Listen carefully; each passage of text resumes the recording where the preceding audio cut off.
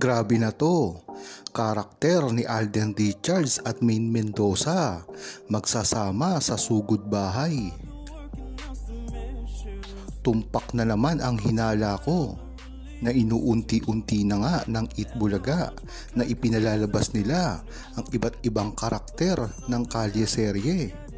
Una nga nanditong nilabas si Dora, na alam naman natin na ito rin ang pinakaunang karakter bago pa magka-Aldab.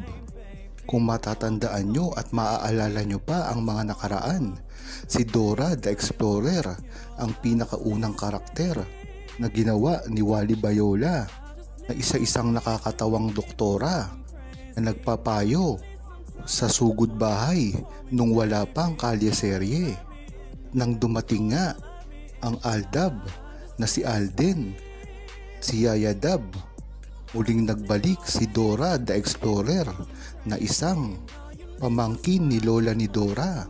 Kaya dito mo malalaman na tuloy-tuloy na ang gagawin ng Itbulaga na pagpapakita ng mga karakter sa kalye serye, at hindi na rin dito nalalayo ang paglabas ng karakter ni Yaya Dab at ni Alden na talagang pinakahihintay ng buong Aldab Nation. Ngunit nangangamba rin ang ilan sa mga fans ng kalye serye na ito ay maaari pang mangyari sa Oktubre, sa taon talaga ng anibersaryo ng kalye serye. Alam naman kasi natin ang galawan ng Itbulaga na napaka-ingrande ang gagawing ito dahil sa 10th year anniversary nga na ginawa ng kalye serye at ni Maine Mendoza bilang Yaya Dab. Ano pa kaya ang dapat mangyari kung anniversary na ng tamang panahon? Hindi ba't ito na talaga ang pinakarurok ng tagumpay na gagawin nila? Ang maganda dito ay dapat ay magpakita na rin si Alden Richards kahit hindi pa sumasapit ang Oktubre. Dahil hanggang ngayon ay talagang excited na ang buong Aldab Nation na masilayan silang muli. Inahangad ito ng buong Aldab Nation at ito naman talaga ang ipinakikita ng Itbulaga na maaari na itong mangyari sa lalo't madaling panahon. Ayon kay Gregory, tulad nga ng lahat ng relasyon, kailangan talagang magdesisyon ni Alden Richards at Maine Mendoza sa kanilang mga karir o sa kanilang mga personal na buhay, dahil ito na rin ang sandalan nila sa mga future na gagawin nila. Ang pinakamahalaga dito sa lahat ay ang pinatunayan na nila ang kanilang samahan ay tunay at kahit kailanman ay hindi na ito mababali pa. Hindi lang naman kasi sila ang mga karakter na makikita sa kalye serye, kundi napakarami rin nilang ginampanan. Katulad na lang ni Wally na mahigit pa sa 3 ang karakter na ginampanan. Si Maine Mendoza naman ay siguro ay lampas 3 rin. Ganun na rin si Alden Richards. Kaya napakaganda ng gagawin nilang ito kung itutuloy nila ito sa lalo't madaling panahon na inaasahan na ng buong Aldab Nation at ng buong madla. Ayon naman kay Cramping Tuna, kundi nga lang sa kontrata ni Alden Richards at Maine Mendoza ay dapat ngayon ay magkasama na sila at hindi na pinagtatalunan kung kailan ito. Dapat ay agad-agaran na silang nagsasama dito. Bilang kasing mga sikat na personalidad, hindi mawawala ang usapin tungkol sa kanilang mga kontrata at mga management at ang kailang mga network. Naging bahagi ng kanilang buhay ang mga negosasyon at profesional na desisyon na nakakaapekto sa kanilang mga proyekto. Katulad na lang ang mga usap-usapan patungkol sa kanilang tunay na relasyon na talaga namang marami ang nagtataka na hanggang ngayon ay hindi pa rin nila ito inaamin.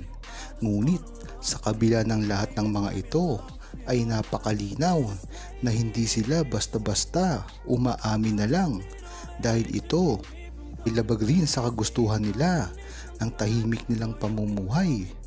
Mahalaga na rin kasi na respetuhin na lang natin ang desisyon ng isang tao. Hindi lang yun, bilang isang artista ay dapat ay may mga privacy rin sila. Pinangangalagaan nila ito na hindi makita ang mga personal na buhay nila. Lalong lalo pa ngayon na hirap na silang magtago. At napakarami na rin ang bumabatiko sa kanilang relasyon at sa kanilang mga individual na buhay. At ganun pa man, napakalayo pa ng kanilang mga network. Kaya dapat ay maintindihan ng buong tao ang pinagdadaanan nila ngayon dahil hindi biro ito. Kung mapapansin nyo nga, nitong mga nakaraang linggo ay tila napakasaya ni Maine Mendoza at Alden Richards. Kitang-kita ito sa mga ikinikilos at ang mga itsura ni Maine Mendoza at Alden Richards. Ito ang hinihintay ng buong Aldab Nation para kay Maine at Alden. Kung matatandaan nyo, halatang halata kasi si Maine Mendoza at Alden Richards pagka merong problema. Marami na rin akong nabalitaan at nakita na pag may problema ang dalawa ay nakikita ito sa Itbulaga na para bang malungkot at may mga dinadamdam na problema. Narito na rin ang mga issue na laging ibinabato sa kanilang dalawa noon, lalong-lalo na ang questionin ang kanilang tunay na relasyon at ang kanilang pamilya. Kaya maganda na rin ngayon na nauunawaan ng buong Aldab Nation ang katayuan ng kanilang relasyon at kailanman ay hindi na ito mababago pa dahil si Maine Mendoza at Alden Richards na ang kumokontrol dito. Dahil nga naman nakawala na sa mga management ang isa't isa, lalong-lalo na ang malaking hakbang na ginawa ni Alden Richards na gumawa ng sariling produksyon na Myriad. Isa itong hakbang para hindi siya makakontrol ng kanyang management. Kung gusto niyang makasama si Maine Mendoza, hindi siguro papayag dito ang GMA. Kaya napakaganda na gumawa si Alden Richards ng sarili niya na kahit hindi siya payagan ng kanyang mother network ay magagawa niyang makasama si Maine Mendoza sa pelikula o sa teleserye. Huwag kalimutang mag-subscribe, comment at ilike ang video na ito. Thanks for watching!